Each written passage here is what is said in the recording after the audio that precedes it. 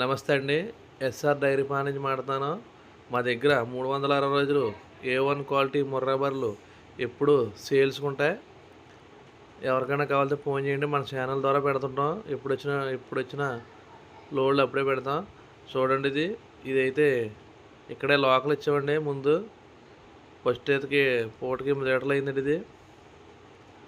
ఇప్పుడు ఇంతే రెండో ఈత అండి ఇప్పుడు.